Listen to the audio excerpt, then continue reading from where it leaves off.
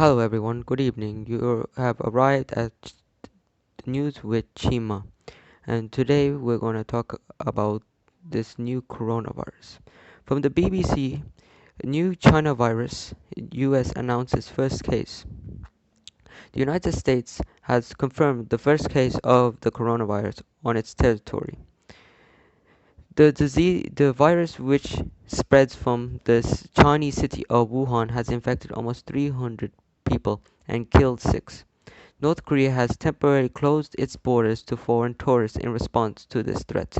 A tour operator says a patient diagnosed in the US, reported to be a man in his 30s, returned from Wuhan on the 15th of January. The CDC said the patient sought care at the medical facility in the state of Washington, where the patient was treated for the illness. It added in a statement, based on the patient's travel history and symptoms, healthcare professionals suspected this new coronavirus. This is quite terrible news. I hope this is the last time we hear about this coronavirus disease. In other stories, a fatal shooting in Texas school was untended, protector says. Damn. I guess I'll cut that later. The New York Times story, a fatal shooting at Texas school was intended. Alright, restart. Alright, three, two, one, go. The New York Times. Alright, another story is from the New York Times. A fatal shooting at a Texas school. A small GROTC gathering turned deadly on Tuesday when a student banished a handgun that he had brought from Houston area high school and pulled the trigger, unintentionally killing a upperclassman who had already enlisted in the army. The authorities said on Wednesday a Texas prosecutor announced that a 16-year-old suspect, a fellow JROTC student at Bellimar High School, had been charged with manslaughter. The suspect fled and was captured several hours later, prompting fear of other targeted shootings in the state. That was endured as splat of gun violence. The authorities did not release the suspect's name because of his age. Baltimore Police Department identified the victim on Wednesday evening as Cesar Cortez, 19, whom the high school Junior Reserve Officer Training Corps website enlisted as the Delta Company commander and showed in his dress uniform. Friends and family members released balloons and held a memorial on Wednesday for Mr. Cortez, whom they described as a focused young man who was dedicated to the military service career as his physical fitness regimen. Okay, our next story is from the BBC News. It's the Australian fires, a visual guide to its bushfire crisis.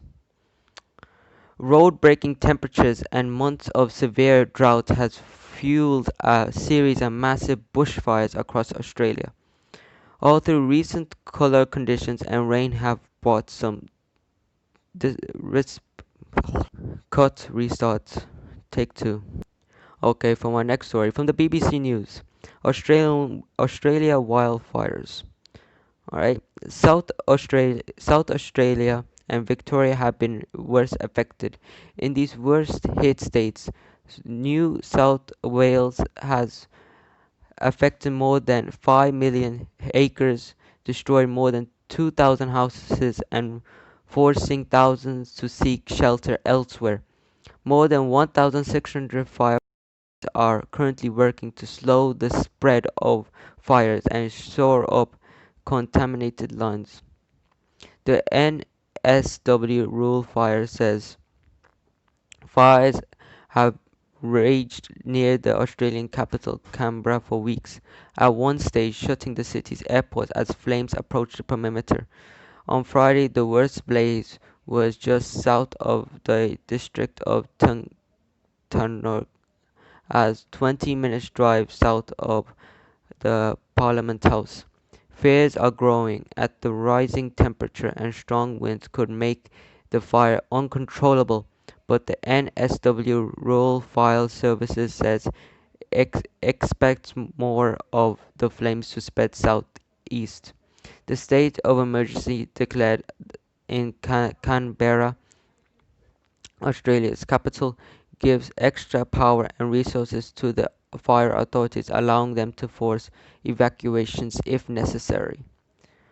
Alright. Our next story is from the United States, the New York Times.